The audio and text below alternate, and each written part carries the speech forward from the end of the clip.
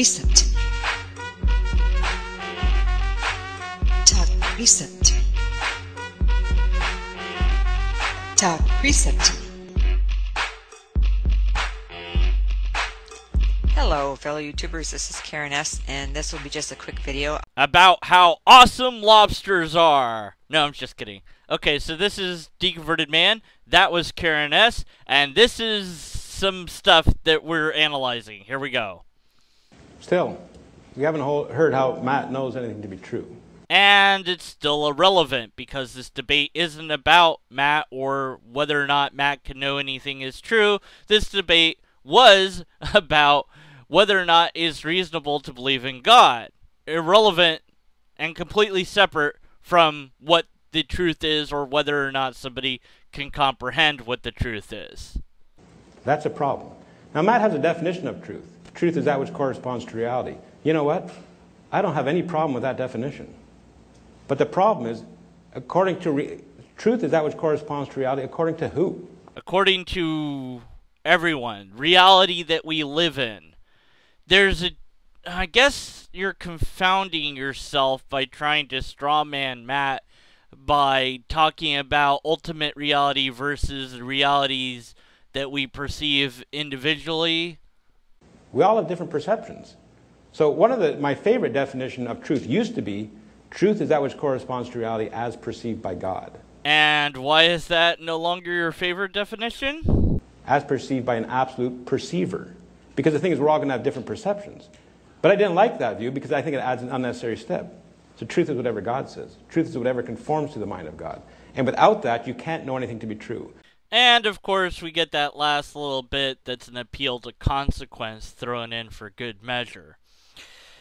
But let's say that we want to make the case that there's a deity, and because of this deity, we can comprehend the true nature of reality, and that without that deity, we would only comprehend a limited portion of reality. We wanted to try to avoid the appeal to consequence as much as possible. Well, first and foremost, we can't use it as a premise. We have to have it as a conclusion. Secondly, we have to phrase it as a hypothetical syllogism, not as a modus tenus or a modus ponens or a deductive syllogism. None of those would fit. A deductive argument also wouldn't work, so we're going to go with a hypothetical argumentation, which means a hypothetical syllogism. So, if humans are limited by their perception of reality, then it seems that we will never perceive what the true reality is. That's P1. If there is a being that can perceive reality as it truly is, then that being would know what true reality is, P2. If this being shares its knowledge of the true reality in such a way that our perceptions that are limited would not interfere with that sharing, then we can know what the true reality is. That would be the conclusion.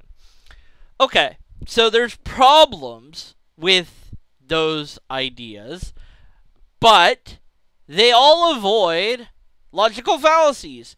You have to attack the hypotheticalness of every premise as well as the conclusion. So I've left all the work up to you. I'm not saying that these things are true. I'm just saying that if they're true, this is what we would get to. Now, you might have noticed that I slipped in kind of a special pleading for this being. That this being can tell us what is really true despite our limitations of perception. But I've included this as an if statement, that if this being could then share its true perceptions of reality with us in a way that our limitations would not interfere with it, then we could know the truth. Okay, so all of it is if-then statements, and that makes it a hypothetical syllogism. It's considered tactically weaker in debate, but I've never really cared if something is tactically weak. I care whether or not I can make an argument. and have that argument be valid from start to finish, so that my opponent has to argue against the conclusions rather than my premises. And that makes it a lot more difficult for my opponent to win their case, because my side's already been proven, or within the confines of logic at any rate. So a hypothetical syllogism is easier to take apart in a sense, because there's more to attack and problems like this. But that's all still up to your opponent to do. And you avoid the mistakes and the errors because everything is already phrased as a if premise. So the problems are not something that you can go, oh, well, but that's special pleading. And you say, well, I said that if that it was the case, then it could do it. I didn't say that that was the case. I'm just saying that it could be the case.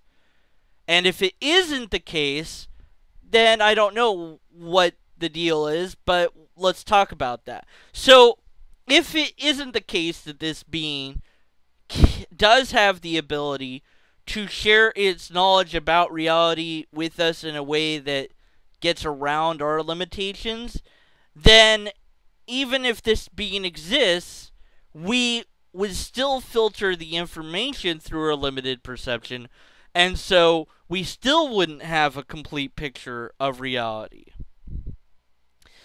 The weirdness of all of this is that the being posited, at least from Sye Ten Bruggencate's view, is one with unfathomable power. Why wouldn't this being just give us the perceptions that would never be fooled or flawed in any way, shape, or form, so that we could perceive reality exactly as it is, and everyone would perceive it exactly the same. Everybody's red would be the same. Everybody's blue would be the same, and so on and so forth. Everybody's smell of the rose would be exactly the same. Well, I guess because God wants an extra step where God is necessary for us to obtain reality, that only via God can we really know anything is real. But again, there's this huge obstacle to overcome of how do we get around our limited senses? It could be that my brain is playing tricks on me. How do I know that this is God talking to me and not just my own brain pretending that it's God talking to me? And there doesn't seem to be a way around that problem other than to just assert, well, of course it's God. What else would it be? Well, it might be the chemicals. Well, it's not the chemicals. How do you know it's not the chemicals? Because unless there's a God, we can't know that it's true that there isn't a God, I guess.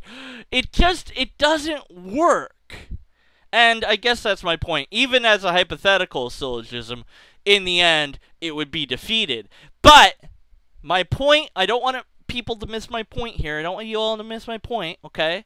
My point is that the hypothetical syllogism was free of the fallacies. You can still argue against it, but now you have to deconstruct it, rather than just say, there's a logical fallacy, and I get to be skeptical.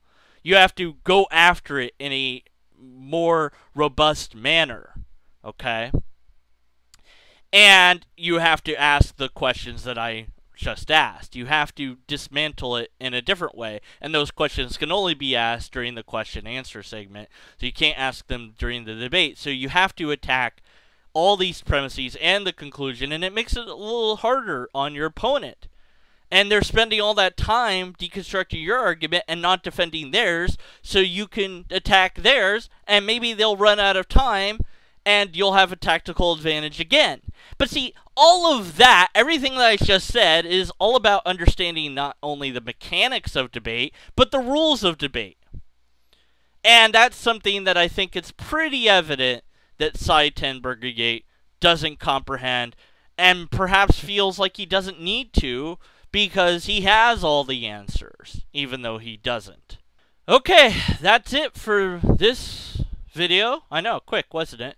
But Karen S. will be taking over, and she'll be very quiet in her next video, but she'll be telling us more logical fallacies that occur during the question segment of the Sye Ten versus Matt Dillahunty debate. And then after that will be more of me talking and being long-winded, and then more of Karen S. being awesome. So stay tuned, and by stay tuned I mean click on the link to go to the next video, or if you're watching this in a playlist, you can just wait for it to end and go automatically, I guess.